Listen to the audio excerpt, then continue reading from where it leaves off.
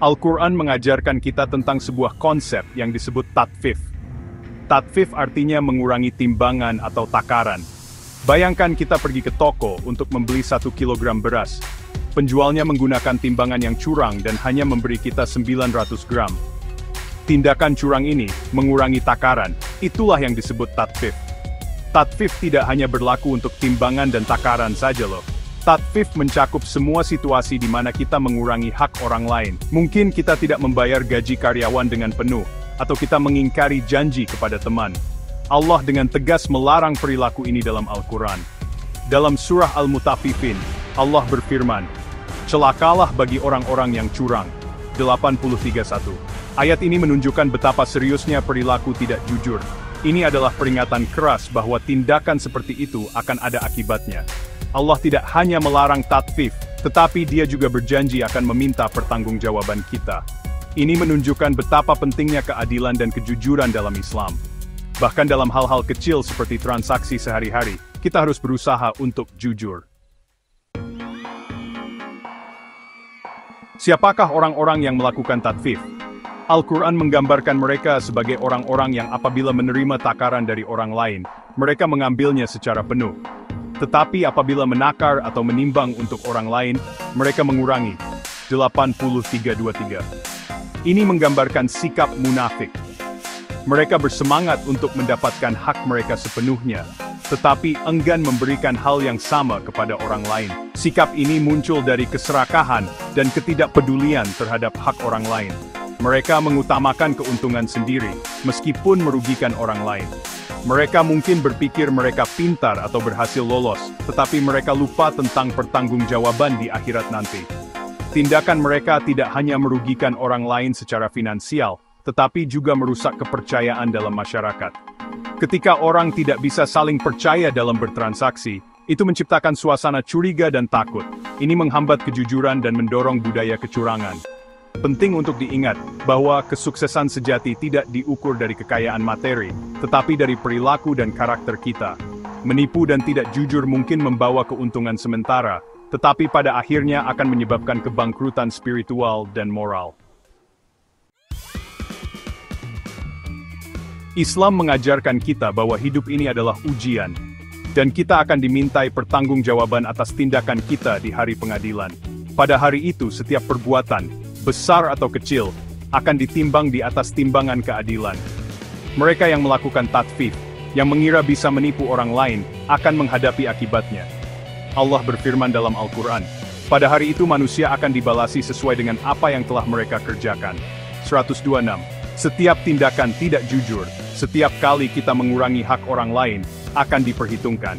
Tidak akan ada jalan keluar dari konsekuensinya. Al-Quran tidak hanya berbicara tentang hukuman, tetapi juga menawarkan harapan dan bimbingan. Al-Quran mengingatkan kita bahwa Allah Maha Penyayang dan mengampuni orang-orang yang sungguh-sungguh bertobat. Mengetahui bahwa kita akan dimintai pertanggungjawaban seharusnya memotivasi kita untuk hidup dengan integritas. Ini seharusnya membuat kita berpikir 2 kali sebelum menipu atau berbohong, mengingatkan kita bahwa tindakan kita memiliki konsekuensi yang abadi. Al-Quran berbicara tentang 2 kitab tempat perbuatan kita dicatat, Iliin dan Sijin. Iliin, yang berarti tempat yang tinggi, adalah kitab orang-orang yang bertakwa. Ini melambangkan kemuliaan dan kedekatan dengan Allah. Sijin, yang berarti tempat yang paling rendah, adalah kitab orang-orang yang durhaka. Ini melambangkan kehinaan dan jauh dari rahmat Allah.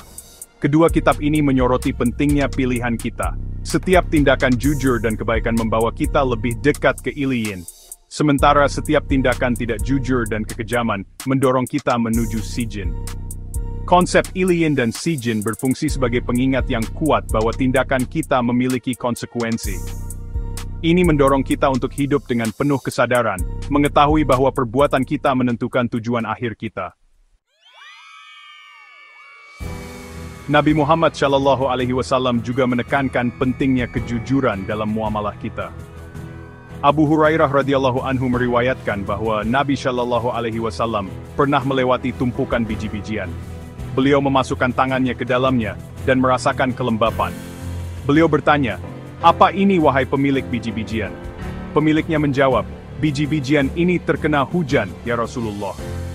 Nabi Shallallahu Alaihi Wasallam bersabda, mengapa kamu tidak meletakkan bagian yang basah di atas agar orang-orang bisa melihatnya? Barang siapa yang menipu kita, bukanlah termasuk golongan kita.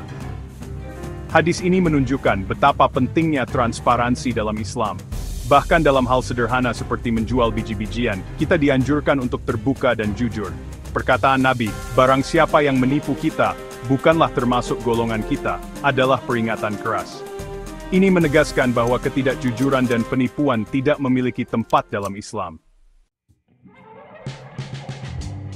Kejujuran bukan hanya tentang transaksi finansial, itu adalah cara hidup.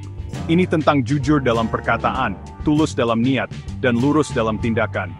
Ini tentang hidup dengan integritas dan menjunjung tinggi nilai-nilai moral dalam setiap aspek kehidupan kita. Bayangkan dunia di mana setiap orang berusaha untuk jujur. Dunia di mana kepercayaan adalah fondasi hubungan, di mana janji ditepati, dan di mana keadilan berlaku. Inilah jenis dunia yang dianjurkan Islam untuk kita bangun. Membangun dunia ini dimulai dari diri kita masing-masing. Dimulai dengan jujur dalam pikiran, perkataan dan perbuatan. Dimulai dengan menolak untuk terlibat dalam segala bentuk penipuan, meskipun tampaknya sepele.